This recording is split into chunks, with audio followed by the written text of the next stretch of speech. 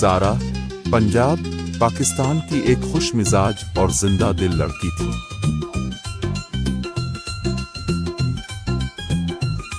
وہ اپنے والد کا فخر،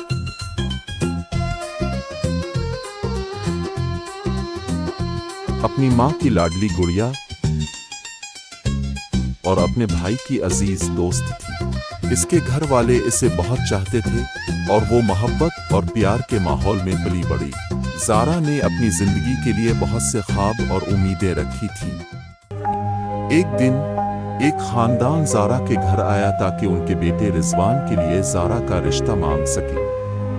رضوان کال سینٹر میں کام کرتا تھا اور اس کے خاندان نے وعدہ کیا کہ وہ زارا کا بہت خیال رکھیں گے۔ زارا کے والدین شروع میں ہچکچاہٹ کا شکار تھے، لیکن آخرکار اس خاندان کی باتوں پر بھروسہ کر کے رشتہ قبول کر لیا۔ زارا نے اپنے والدین کے فیصلے کا احترام کرتے ہوئے رشتے کے لیے ہاں کر دی۔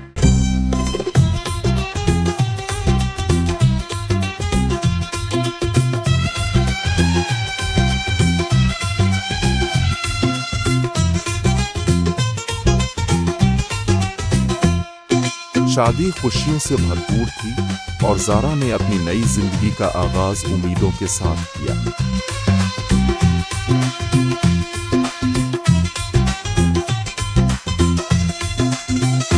کچھ عرصے تک سب کچھ ٹھیک چلتا رہا، لیکن جلد ہی رضوان کے خاندان نے اپنی اصلیت دکھانی شروع کر دی۔ انہوں نے زارا پر دباؤ ڈالنا شروع کر دیا کہ وہ اپنے والد سے پیسے مانگے تاکہ رضوان ایک نیا کاروبار شروع کر سکے۔ زارا نے انکار کر دیا کیونکہ وہ اپنے والدین پر بوجھ نہیں ڈالنا چاہتی تھی۔ اس کے انکار کے بعد اس کی زندگی مشکل ہو گئی۔ اس کے سسرال والے اس کے ساتھ بدتمیزی کرنے لگے اور اس کی آزادی پر پابندیاں لگا دی۔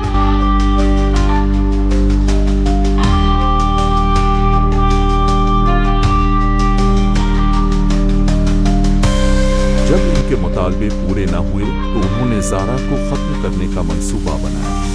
پہلے انہوں نے گیس کے چولہے میں خرابی پیدا کرنے کی کوشش کی تاکہ حادثہ لگے، لیکن یہ منصوبہ ناکام ہو گیا۔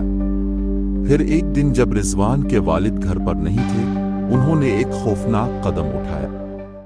رضوان کے ماموں نے زارا کو کچن میں گھسیٹ کر قتل کر دیا۔ اپنے جرم کو چھپانے کے لیے انہوں نے اس کا سر جلا دیا اور جسم کے ٹکڑے مختلف دریاؤں میں پھینک دیے۔